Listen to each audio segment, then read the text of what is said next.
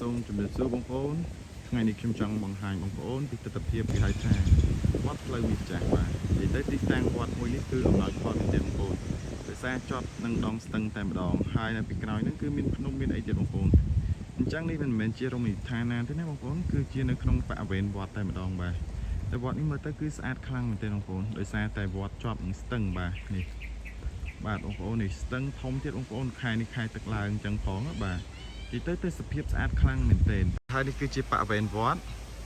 បាទហើយមកខាងនេះវិញគឺជាស្ទឹងបាទអញ្ចឹងហើយបានខ្ញុំថាវត្តនេះគឺនៅជាប់នឹងស្ទឹងនឹងតែម្ដងបាទបងប្អូននេះគឺអំណោយផលមែនទែនទីតាំងហើយឥឡូវវត្តនេះកំពុងតែល្បីដោយសារតែបងប្អូនយើងធ្វើដំណើរមកលេងខាងស្រុកសំឡូតហ្នឹងគឺបងប្អូនគាត់ចូលចិត្តមកសម្រាប់នៅទីនេះបងប្អូនពេលខ្លះគាត់មកអង្គុយបាយក្រោមដើមឈើអីចឹងទៅបាទហើយទីតាំងគឺស្អាតមែនទែនបងប្អូននេះគឺមានតោងមានអីជាប់នៅហ្នឹងបាទជាប់មាត់ទឹកបាទយើងអាចអង្គុយលំហែលេងបានបាទនិយាយទៅគឺស្អាតខ្លាំងទីតាំងបាទបងប្អូននេះអញ្ចឹងបើបងប្អូនធ្វើដំណើរឆ្លងកាត់អីបងប្អូនអាចចូលសម្រាប់បានបងប្អូនអត់ជ្រៅពីមាត់ផ្លូវបានទេនិយាយទៅ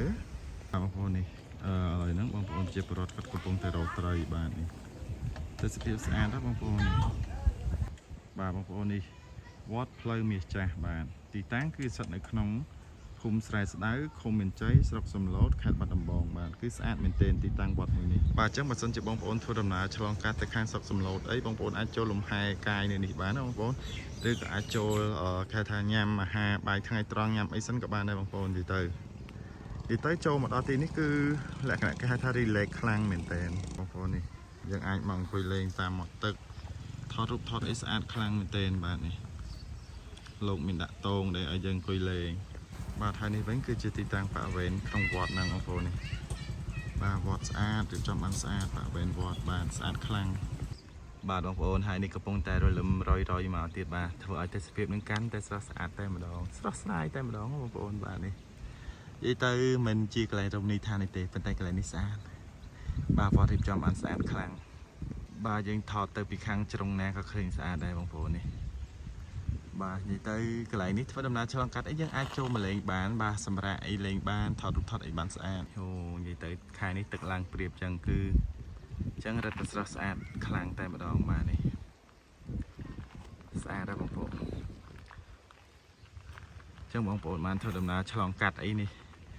កុំភ្លេចចូលមកលេងផងបាទនៅខាងវត្តផ្លូវមាសចាស់នេះទីទៅវត្តនេះរៀបចំបានស្អាតហើយប៉ុន្តែទឹកតែល្បីឥឡូវទេបងប្អូនដោយសារតែបងប្អូនគាត់មកចឹងគាត់ថតអីចឹងណានឹងធ្វើឲ្យបងប្អូនផ្សេងគាត់ចង់មកឃើញដែរបាទបងប្អូននេះផ្កាស្រីកស្គូស្គីស្អាតខ្លាំងមែនទែនបាទធ្វើឲ្យសម្រស់នៅក្នុងវត្តនេះកាន់តែស្រស់ស្អាតដោយសារតែដាំរោបជាមួយនឹងដងស្ទឹងបងប្អូនអញ្ចឹងនៅពេលដែលយើងមើលទៅគឺឃើញផ្ការីកស្គូស្គីហ្មងបងប្អូនស្អាតខ្លាំងមែនទែន